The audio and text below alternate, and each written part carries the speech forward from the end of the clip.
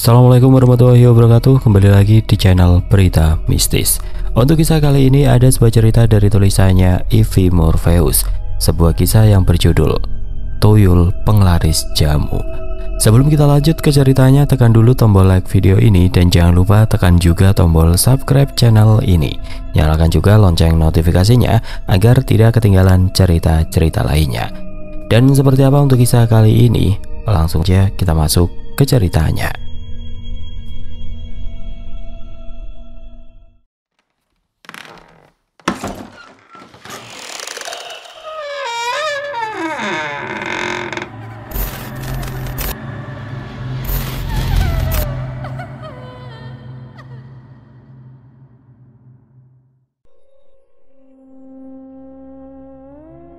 Piye Sumi? Dengan syarat yang aku bilang tadi, kamu masih mau mengadopsi tuyulku? Suara serak Mbah Manto membelah kesunyian gubuk gelap itu. Aroma kemenyan dan tanah basah menusuk hidung membuat kepala Sumi berdenyut. Di depannya Mbah Manto duduk bersila, matanya yang cekung menatap tajam. Sumi menunduk, jari jemarinya meremas jari kelusu yang ia kenakan. Bayangan wajah pucat putra, anaknya yang lumpuh sejak lahir, melintas di benaknya. Hanya itu yang memberinya kekuatan untuk bertahan di tengah kemiskinan yang mencekik. Syaratnya berat sekali, Mbah, bisik Sumi, suaranya bergetar. Menyusui setiap fajar. Mbah Manto terkekeh, suara tawa yang kering dan mengerikan. Itu sudah sewajarnya, Sumi. Mereka ini anak-anak yang butuh kasih sayang dan asupan. Apalagi yang ini, dia butuh yang lebih dari sekedar ASI biasa. Dia butuh energi vitalmu. Perkataan terakhir itu membuat Sumi merinding. Energi vital, ia tidak mengerti sepenuhnya, tapi ada firasat buruk menyusup ke dalam benaknya. Maksud Mbak seperti darah? Tanyanya ragu, membayangkan hal-hal kecil yang sering diceritakan orang tentang pesugihan. Mbah Manto mengangkat bahu. Kamu gak perlu tahu detailnya. Yang jelas dia akan memberimu apa yang kamu inginkan. Kekayaan toh, uangmu gak akan pernah habis. Jamumu akan laris manis, anakmu akan terjamin hidupnya. Mbah Manto menjeda, membiarkan janji-janji manis itu meresap. Jadi kamu masih mau atau tidak? Sumi mendongak. Di luar hujan mulai turun, ia ingat rumahnya bocor di sana-sini. Tumpukan utang di warung Bokna dan pandangan iba tetangga setiap kali melihat putra terbaring tidak berdaya. Semua itu terasa menghimpit dadanya. Ia sudah mencoba segala cara. Berjualan jamu gendong keliling dari subuh hingga petang, memungut sisa sayuran di pasar, menjadi buruh serabutan, tapi hasilnya nihil. Putra tetap lumpuh dan kemiskinan tidak beranjak pergi. Apa benar akan selaris itu, Mbah? Sumi bertanya, matanya sedikit berbinar oleh harapan yang tipis. Iya mestinya, namanya si botak. Dia itu nurut banget dan lihai. Akan kupastikan rezekimu melimpah ruah, jawab Mbah Manto, sembari mengelus sebuah kendi tanah liat di sampingnya. Tapi ingat Sumi, jangan pernah hianati dia. Juga jangan pernah melupakan syaratnya. Sumi menghela nafas panjang, pikirannya kalut. Di satu sisi ia takut pada konsekuensi yang Mbah Manto sebutkan. Di sisi lain ia tidak sanggup lagi melihat penderitaan putra. Sebuah keputusan berat harus diambil. Keputusan yang akan mengubah segalanya. Nggih Mbah, aku mau, ucap Sumi. Akhirnya suaranya kini lebih mantap, meskipun ada getaran di dalamnya yang ia sendiri tidak bisa definisikan. Entah itu tekad atau ketakutan yang mendalam. Sejak hari itu hidup Sumi benar-benar berubah. Tidak lagi harus berkeliling menjajakan jamu. Cukup dengan membuka gerobak di teras rumah sederhananya, antrean sudah mengular sejak pagi.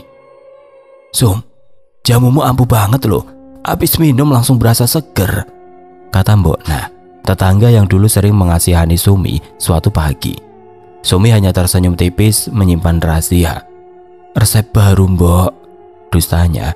Ah iya, ini uang kembaliannya, Mbok.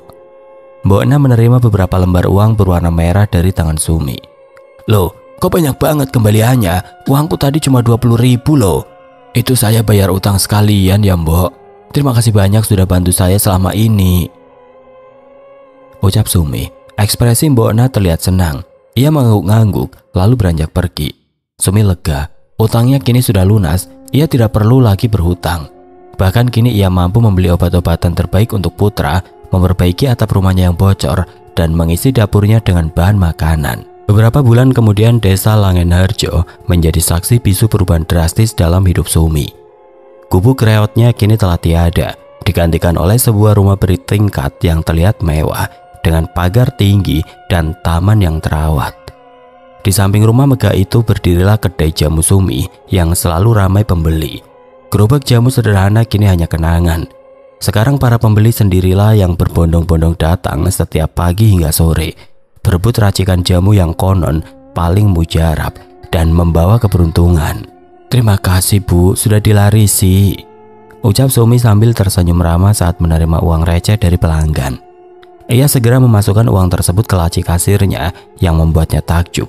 Walaupun banyak pelanggan membayar dengan uang receh, namun lembaran uang berwarna merah dan biru justru bertambah banyak di laci itu, seolah tidak ada habisnya. "Bu, kalau saya pesan untuk dibawa pulang bisa buat istri saya di rumah?" tanya pelanggan berikutnya sambil menyerahkan selembar uang biru. Sumi tersenyum. "Bisa Pak, Ibu di rumah juga harus minum jamu, tapi saran saya lebih baik diminum langsung di sini saat masih hangat. Khasiatnya akan lebih terasa optimal karena jamu ini alami, tanpa pengawet. Sayang kalau jadi kadaluarsa. Lagi pula kalau Bapak dan Ibu minum di sini, bisa sekalian menikmati kue-kue tradisional enak kami. Jadi seperti pacaran lagi, Pak." Sumi menutup kalimatnya dengan nada menggoda. "Oh gitu ya, kalau begitu besok saya ajak istri ke sini saja. Terima kasih ya Bu," ucap pelanggan tersebut sambil beranjak pergi. Ada satu rahasia yang tidak boleh seorang pun tahu. Sumi menggunakan ludah si botak untuk melapisi setiap dagangannya, membuat rasa jamunya lebih wangi, lebih lezat, dan konon lebih berkhasiat. Tapi efek itu akan berkurang drastis jika jamu dibawa pulang.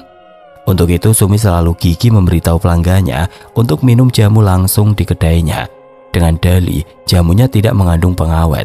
Sebuah kebohongan yang rapi menutupi praktik gelapnya.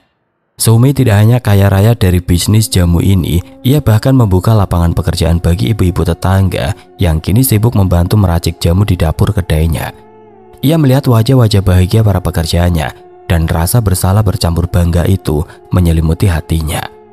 Semua ini, setiap tetes keringat dan setiap senyum palsu demi putra. Suatu sore saat kedai sudah sepi, Mbok Na menghampiri Sumi. "Sum, kamu ini loh, sukses sih sukses, tapi kok wajahmu makin kurus saja? Ligar matamu juga hitam sekali, kamu sakit?" Suara Mbok Na tetangga yang kebetulan sedang membeli jamunya terdengar khawatir. Mbok Na sempat menyentuh kening Sumi, merasakan hawa dingin yang tidak biasa. Sumi buru-buru menepis tangan Mbok Na tersenyum paksa. "Ah, cuma kurang tidur saja Mbok, saya baru banyakin stok jamu, biar yang datang gak kecelek." "Kurang tidur sampai cekung begitu, kamu itu kerja terlalu ngoyo," timpal Mbok Na dengan nada prihatin. "Padahal kan sekarang sudah ada yang bantu-bantu."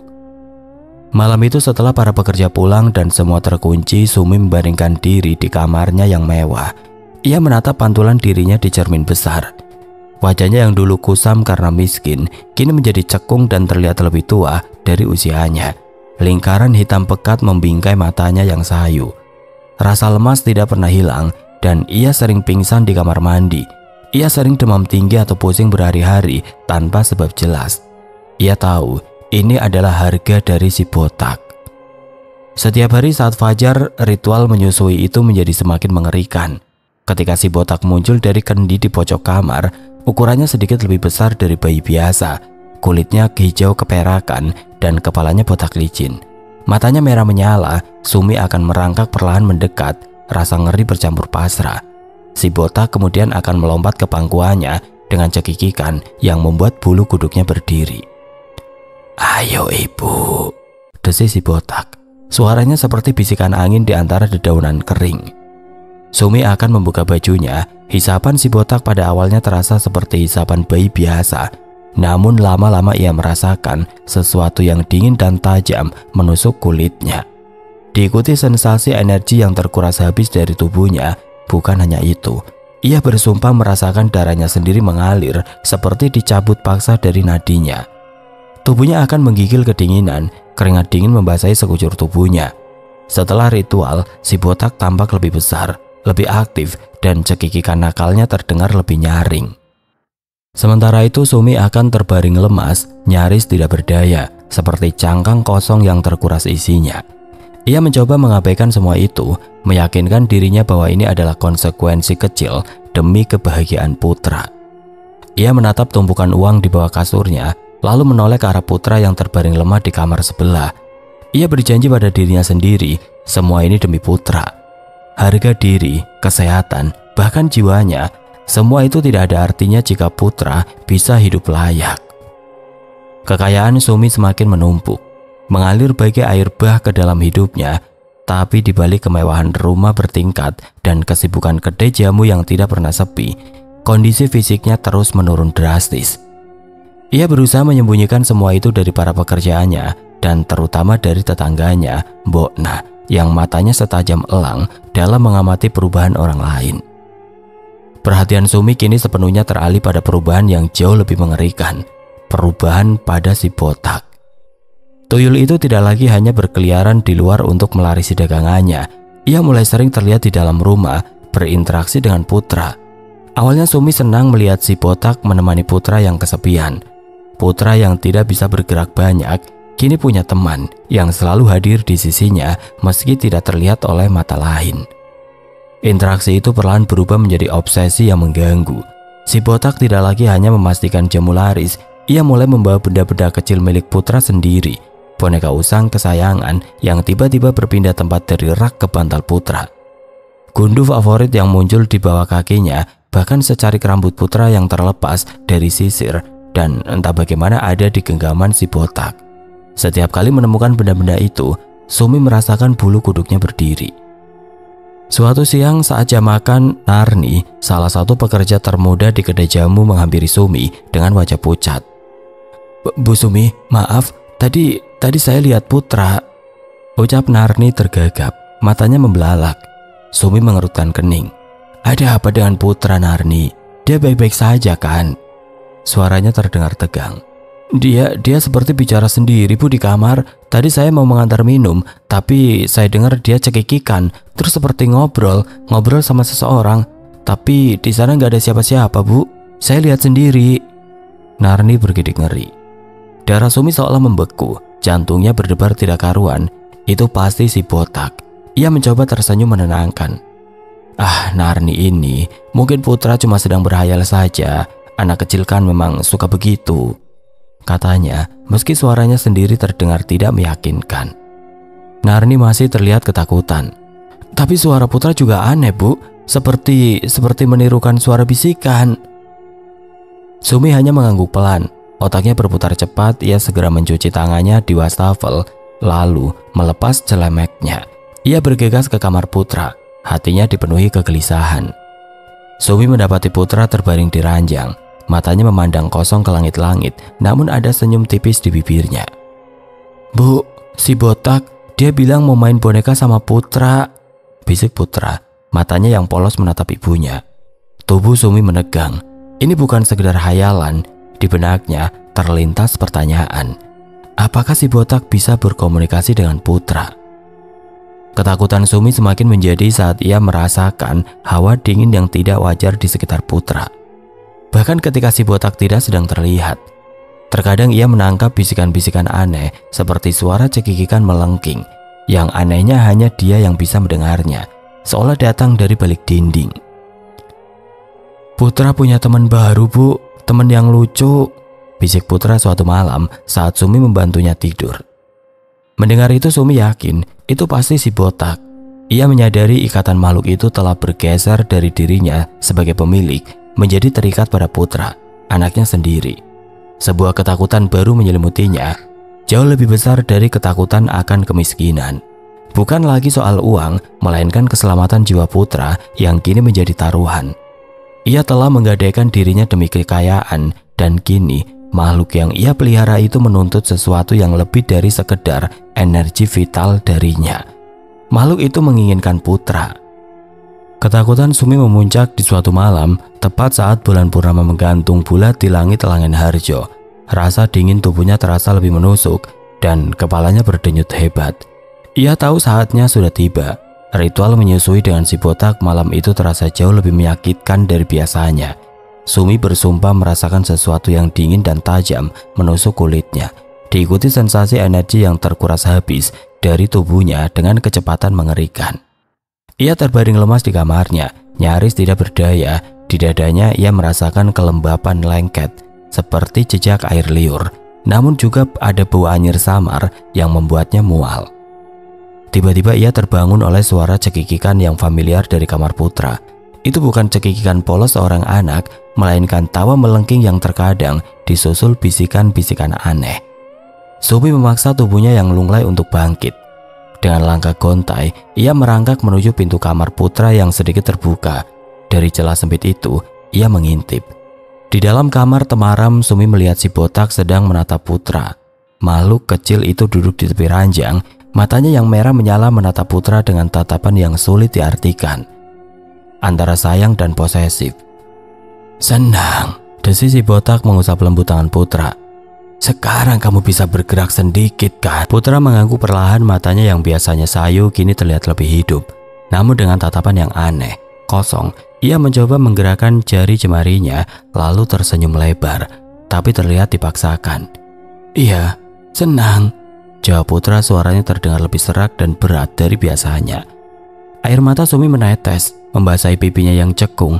Kesenangan sesaat melihat putra bergerak sirna dengan cepat digantikan oleh firasat buruk yang mencengkram hatinya. "Nanti kita main lagi ya?" tanya si botak mendekatkan wajahnya yang hijau ke telinga putra. "Ibu gak akan marah kok, ini rahasia kita." "Rahasia?" bisik putra mengerutkan kening. "Iya, rahasia, biar kamu makin kuat seperti aku," jawab si botak lalu tertawa cekikikan.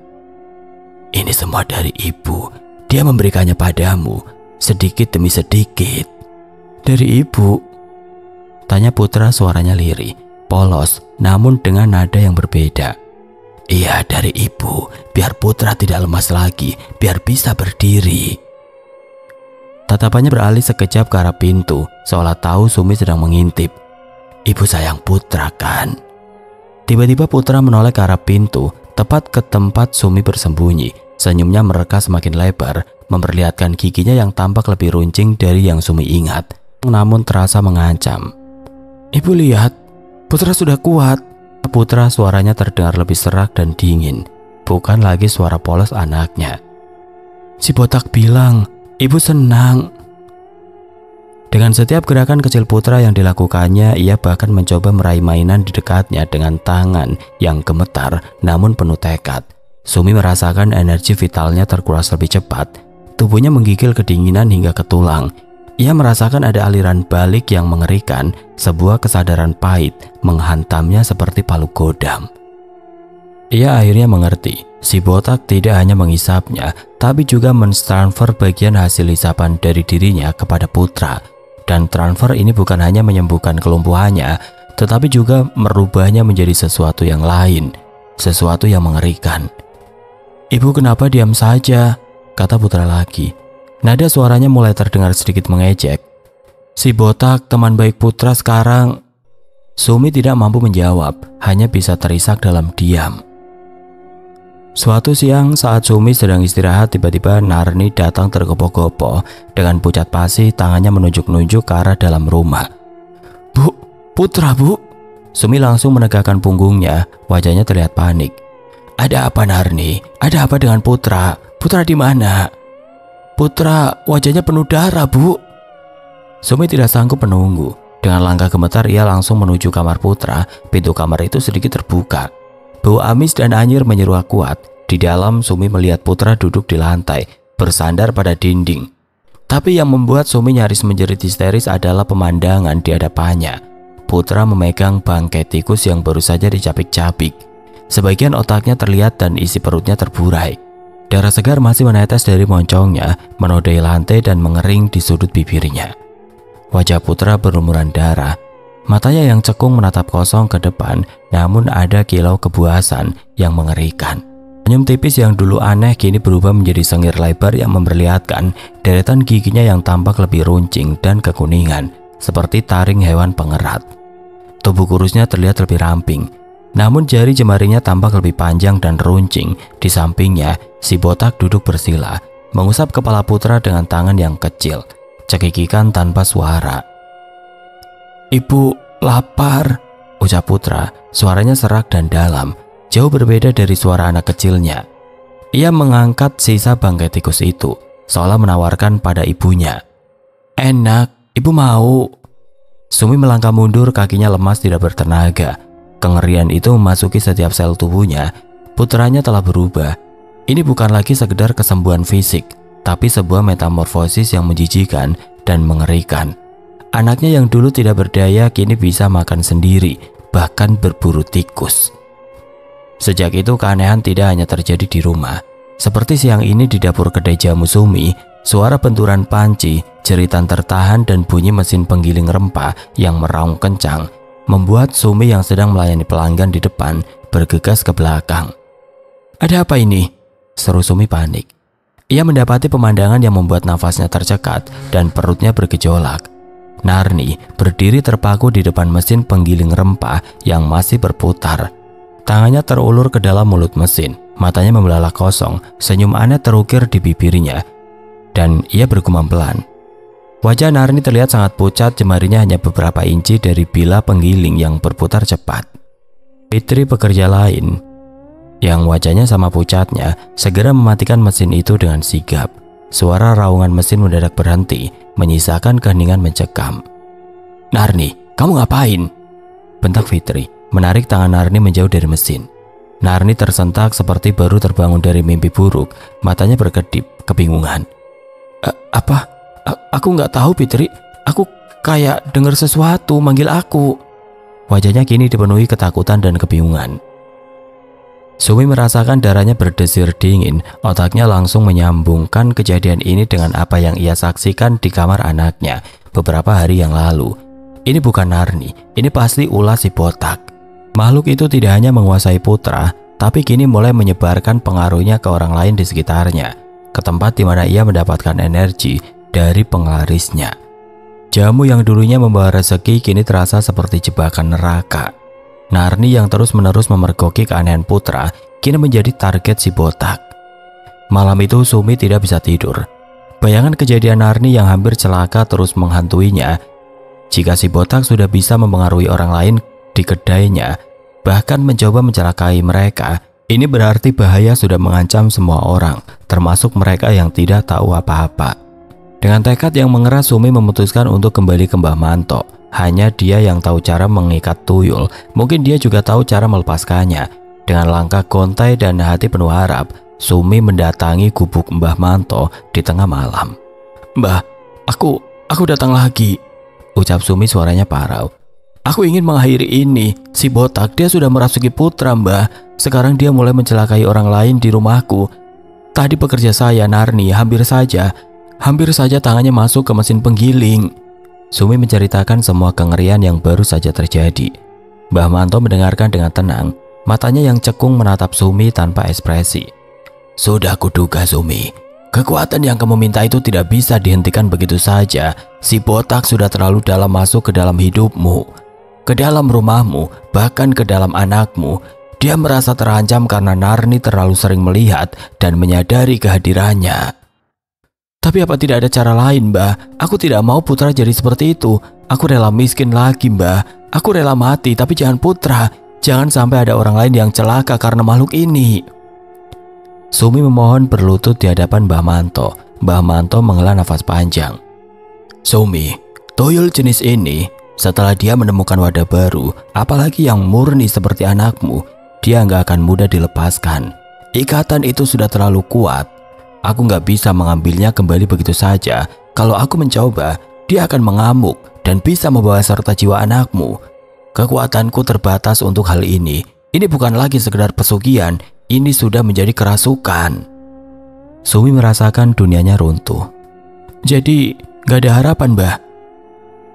"Ada," kata Mbah Manto. Suaranya pelan, namun ada nada serius yang tidak pernah Sumi dengar sebelumnya. tapi bukan dariku. Kamu harus mencari jalan lain, jalan yang lebih bersih, kekuatan yang lebih besar dari sekedar pengikat tuyul. Aku hanya bisa mengikat iblis, bukan mengusir yang sudah bersarang. Mbah Manto menatap Sumi dalam-dalam. Kamu harus mencari seorang ustadz yang benar-benar memiliki ilmu agama dan kekuatan spiritual. Hanya mereka yang bisa membersihkan apa yang sudah terlalu kotor ini. Tapi ingat Sumi, prosesnya akan sangat sulit. Untuk pengorbanan yang harus kamu lakukan mungkin jauh lebih berat dari yang kamu bayangkan. Sumi meninggalkan gubuk Mbah Manto dengan perasaan campur aduk. Putus asa namun juga secerca harapan. Mbah Manto yang selama ini ia anggap maha kuasa ternyata memiliki batas. Jalan keluar itu kini ia tahu. Ada tempat yang berlawanan dengan apa yang ia yakini selama ini. Keesokan harinya Narni datang bekerja dengan wajah masih pucat. Namun sudah sedikit tenang, Sumi menghampirinya. "Narni, aku minta maaf soal kemarin," ucap Sumi merasa bersalah. Narni menatap Sumi, matanya masih menyimpan jejak ketakutan. "Tidak apa-apa, Bu. Saya juga tidak tahu kenapa. Tapi Bu..." Narni merendahkan suaranya, mendekat ke Sumi. "Saya merasa seperti ada yang mengikuti saya sejak saya mulai sering melihat Putra sendirian. Setelah kejadian itu juga, saya berpikir ini pasti ada hubungannya." Sumi mengangguk mendengarkan dengan seksama. "Saya punya kenalan seorang ustadz di desa sebelah, Bu. Namanya Ustadz Hasan. Beliau sangat alim dan banyak orang yang datang padanya untuk masalah-masalah seperti ini. Mungkin beliau bisa membantu Putra, Bu. Saya merasa ada yang tidak beres dengan Putra, mungkin juga dengan saya kemarin." Narni menatap Sumi dengan tatapan penuh harap. Sumi menatap Narni, matanya berbinar. Ini dia, petunjuk yang Mbah Manto maksud. Narni yang baru saja menjadi korban pengaruh si botak adalah orang yang tepat untuk memberikan saran ini. "Ustadz Hasan, di desa mana Narni?" "Di desa Gadingan, Bu. Tidak terlalu jauh. Beliau punya padepokan kecil di sana," jawab Narni memberikan alamat lengkap. "Saya yakin beliau bisa membantu, Bu. Beliau pernah membantu bibi saya yang diganggu makhluk halus dan bahkan menyembuhkan anak yang kerasukan." Sumi mengangguk mantap. "Terima kasih banyak Narni. Aku akan segera menemuinya." Pagi itu dengan hati remuk dan tekad membaja, Sumi meninggalkan kemewahan rumahnya. Ia hanya membawa uang seadanya, cukup untuk ongkos dan keperluan seperlunya. Kedai jamu ia biarkan buka, diserahkan sepenuhnya kepada Fitri dan pekerja lainnya. Pikirannya hanya satu, Putra. Ia harus menemukan Ustadz Hasan. Narni memberinya petunjuk arah yang cukup jelas. Sebuah desa di seberang sungai. Setelah menempuh perjalanan yang terasa sangat panjang, Sumi tiba di sebuah padepokan sederhana di desa Gadingan. Bangunannya terbuat dari kayu jati tua, dikelilingi pepohonan rindang yang terasa menenangkan. Bau rempah dan aroma terapi yang samar menusuk hidung, jauh berbeda dari aroma kemenyan di gubuk Mbah Manto. Ustadz Hasan, seorang pria parubaya dengan sorban putih dan tatapan mata meneduhkan, menyambutnya dengan ramah. "Assalamualaikum Bu Sumi," sambut Ustadz Hasan, seolah sudah menunggunya. "Narni sudah memberitahu saya tentang kedatangan ibu. Silakan masuk." Sumi mengikuti Ustadz Hasan ke dalam sebuah ruangan sederhana yang dipenuhi rak-rak buku dan kaligrafi. Aroma kesejukan dan ketenangan memenuhi udara, membuat Sumi merasa sedikit lega setelah sekian lama dicekam ketakutan. Sumi menceritakan semuanya, dari awal pertemuannya dengan Mbah Manto hingga kejadian Narni di dapur. Air matanya tidak terbendung saat ia menceritakan Putra yang kini memakan tikus dan berbicara dengan suara asing. Ustadz Hasan mendengarkan dengan sabar, sesekali mengangguk. Setelah Sumi selesai, ia menghela nafas panjang. "Innalillahi wa inna ilaihi rajiun." Apa yang menimpa ibu dan Putra adalah akibat dari sebuah ikatan yang sangat kuat, Bu Sumi. Tuyul yang ibu pelihara itu bukan sembarang tuyul. Dia adalah jenis tuyul yang telah mencapai tingkat kesempurnaan dalam mengikat tuanya dan wadahnya. "Wadah?" tanya Sumi bingung. "Ya, Putra ibu telah dijadikan wadah, atau lebih tepatnya inang bagi tuyul itu," jelas Ustadz Hasan. "Energi vital yang dia hisap dari ibu, dia transfer ke Putra, bukan untuk menyembuhkan Putra, Bu, tapi untuk menguasai tubuh Putra. Semakin Putra sehat secara fisik karena energi ibu, semakin kuat pula cengkeraman tuyul itu atas dirinya." Jantung Sumi berdebar kencang. Jadi maksud Ustadz, putra saya. Jiwa putra ibu sedang ditarik. Sebagian dari sukmanya sudah tergantikan oleh bagian dari makhluk itu. Lanjut Ustadz Hasan, tatapannya prihatin. Itulah mengapa dia bisa berjalan, tapi sifatnya berubah, bahkan bisa memakan hal-hal yang tidak wajar. Sumi terisak. Ada cara untuk melepaskannya, Ustadz. Apapun saya rela, saya tidak ingin putra saya jadi seperti itu. Ustadz Hasan menatap Sumi lurus. Saya akan coba meruqyah, tapi ini akan sangat berat bagi ibu maupun bagi putra. Bagaimana caranya, Ustadz? Sumi mendesak penuh harap.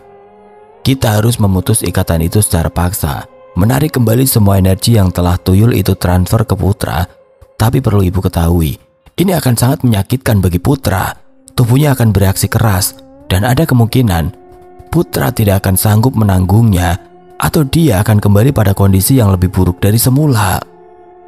Sumi menunduk, air mata membasahi sajadahnya. Saya mengerti, Ustadz, tapi saya harus mencoba. Saya tidak bisa membiarkan putra saya menjadi makhluk seperti itu. Baiklah, kalau begitu kita akan membutuhkan persiapan khusus.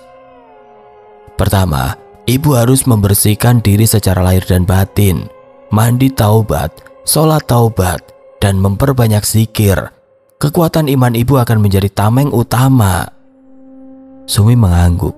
Yang paling penting, Bu Sumi, saat ruqyah nanti, ibu harus benar-benar melepaskan segala ikatan emosional terhadap kesembuhan putra yang sembuh itu. Ibu harus melepaskan harapan palsu yang diberikan tuyul itu. Bahkan jika putra kembali lumpuh, bahkan jika terburuknya dia tidak bisa bertahan, ibu harus benar-benar ikhlas melepaskannya dari pengaruh makhluk itu, apapun hasilnya. Melepaskan putra? Bisik Sumi, hatinya terasa teriris. Iya, melepaskan pengaruhnya, tidak menahan dia agar tetap sembuh dengan cara itu. Jika ibu masih menyimpan harapan bahwa putra akan tetap bisa berjalan setelah tuyul ini pergi, ruqyah ini akan gagal. Karena artinya ibu masih terpikat pada berkah dari makhluk itu. Ini adalah pengorbanan kasih sayang sejati, Bu Sumi. Kasih sayang yang mau melihat putra terbebas, walau itu berarti dia harus kembali pada kondisi awalnya atau lebih buruk. Itu berat sekali, Ustadz. Sumi terisak. Memang, Bu Sumi, tapi ini adalah satu-satunya jalan untuk menyelamatkan jiwa putra. Saya akan membimbing ibu. Ustadz Hasan menatapnya dengan tatapan penuh simpati. Ruqyah akan kita lakukan saat tengah malam, di waktu yang paling hening. Bawalah putra kemari. Malam itu di padepokan Ustadz Hasan yang hening, Sumi duduk bersila di hadapan Ustadz Hasan, mengenakan mukena putih bersih, dalam keadaan telah berwudu. Beberapa menit yang lalu ia menyelesaikan sholat taubatnya dengan bimbingan Ustadz Hasan dan istrinya. Saat keningnya menyentuh sajadah untuk pertama kalinya setelah sekian lama, rasa pasrah yang begitu dalam membanjiri jiwanya. Air matanya tidak terbendung, mengalir membasahi sajadah, membawa serta setiap penyesalan, setiap dosa, dan setiap kengerian yang telah ia alami.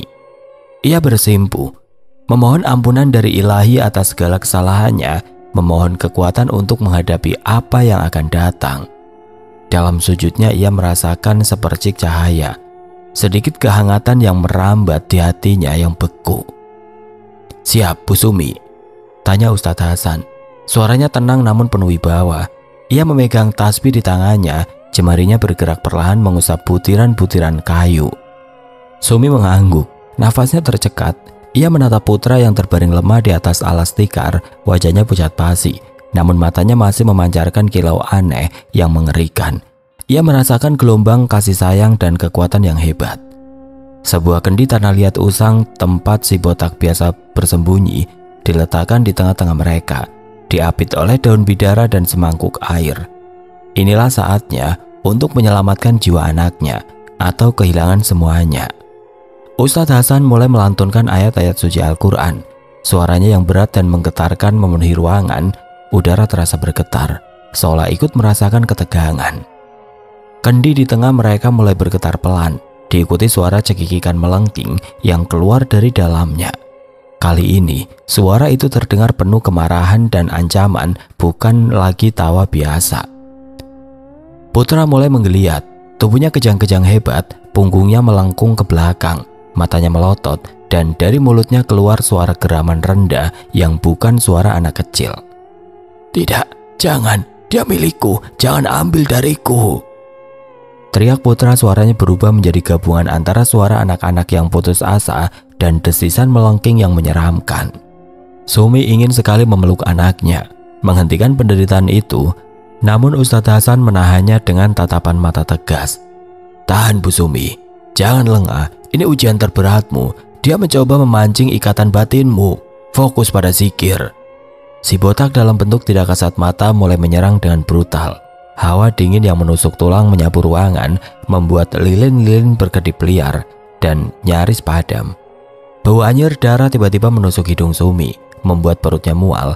Ia melihat bayangan hitam melesat cepat di sudut mata, mencoba mengganggu konsentrasinya, bahkan menampakkan wujud sekilas. Si botak yang menyeringnya menyeramkan, rasa pusing yang hebat menghantamnya. Seolah ada tangan tidak kasat mata yang mencoba meremas otaknya, tapi Sumi terus memejamkan mata, memegang erat tasbih yang telah diletakkan istri Ustadz Hasan di tangannya dan fokus pada zikir yang diajarkan Ustadz. Ia membayangkan Putra yang dulu. Putra yang polos, bukan monster kecil yang menggeliat di depannya. Lepaskan dia Sumi, serahkan dia kepada Allah," perintah Ustadz Hasan, suaranya lantang mengalahkan suara geraman Putra. "Putra adalah amanah Allah, bukan wadah makhluk ini, relakan dia kembali." Sumi terisak, air mata mengalir deras membasahi pipinya yang cekung. Ia tahu inilah pengorbanan yang paling berat. Ia harus memutus ikatan kasih sayang yang telah terdistorsi oleh pesugihan ini. Aku melepaskanmu, keluar dari anakku," teriak Sumi, suaranya parau, penuh kesakitan batin yang menusuk. "Aku tidak menginginkan apapun darimu si botak. Pergi, jauhkan dirimu dari putraku." Sumi melanjutkan membaca ayat kursi. Putra menjerit semakin keras, tubuhnya melengkung ke belakang dengan cara yang tidak wajar. Dari mulutnya keluar gumpalan lendir hitam pekat dan sedikit darah, diikuti suara cekikikan keras yang perlahan meredup, melemah, dan akhirnya menghilang sepenuhnya. Aura merah di mata Putra perlahan redup, digantikan oleh kepolosan yang dulu Sumi kenal, namun wajahnya kembali pucat pasi, bahkan lebih pucat dari sebelumnya. Tubuhnya kembali lemas, kaku tidak berdaya. Kendi di tengah ruangan retak, lalu pecah berkeping-keping dengan suara kering. Bau anyir dan hawa dingin seketika lenyap, digantikan oleh aroma rempah dan daun bidara yang menenangkan, seolah membisikkan udara dari segala kejahatan. Ustadz Hasan menghela nafas panjang, mengusap wajahnya yang basah oleh keringat. "Alhamdulillah, dia sudah pergi, Bu Sumi.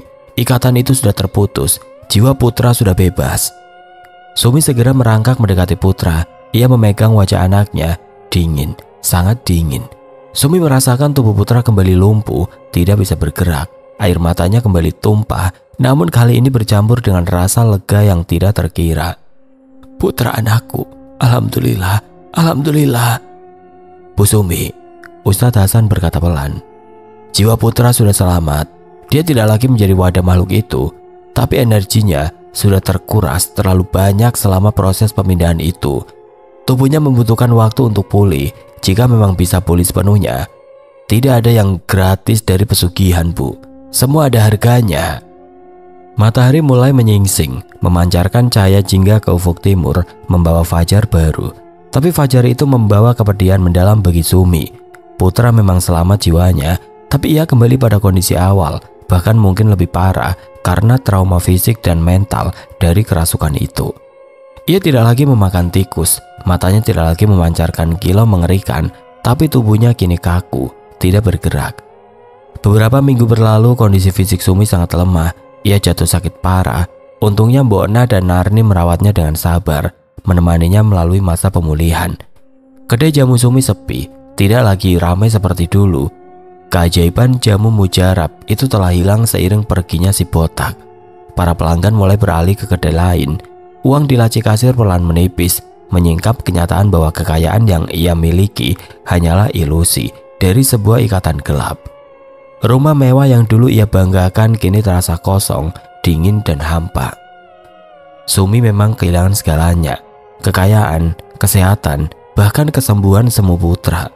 Tapi ia mendapatkan kembali satu hal yang tidak ternilai, jiwa putra yang murni. Meski kini terbaring tidak berdaya, ia juga mendapatkan kembali jiwanya sendiri yang telah bebas dari ikatan jahat yang menggerogotinya. Setiap pagi Sumi akan duduk di samping putra, bersihkan tubuh anaknya, membisikkan doa-doa dan ayat-ayat suci Al-Quran yang diajarkan oleh Ustadz Hasan. Putra memang belum bisa bergerak, namun kini ia tersenyum dengan tulus, senyum polos yang dulu Sumi rindukan. Sebuah senyum yang kini tidak lagi menyimpan kengerian. Terkadang ia akan menggenggam jari Sumi dengan lemah, isyarat kecil bahwa putranya yang sejati telah kembali. Sumi tahu inilah putranya yang sejati. Ia telah memilih untuk melepaskan ikatan pada hasil pesugihan dan menerima takdir anaknya. Mungkin kekayaan itu memang tidak pernah ditakdirkan untuknya. Yang ia butuhkan hanyalah putra yang sejati, meskipun itu berarti hidup dalam kesederhanaan dan perjuangan. Sumi akan berjuang lagi mulai dari nol demi anaknya. Kali ini tanpa bantuan kegelapan, hanya dengan doa, keyakinan, dan kasih sayang yang tulus. Oke teman-teman, sekian untuk kisah kali ini. Bagaimana menurut kalian tentang kisah ini? Tulis komentar kalian di kolom komentar. Dan buat teman-teman yang baru bergabung, jangan lupa untuk like, komen, share, serta subscribe channel ini. Dan jangan lupa nyalakan juga lonceng notifikasinya agar tidak ketinggalan cerita-cerita lainnya. Dan akhir kata, wassalamualaikum warahmatullahi wabarakatuh.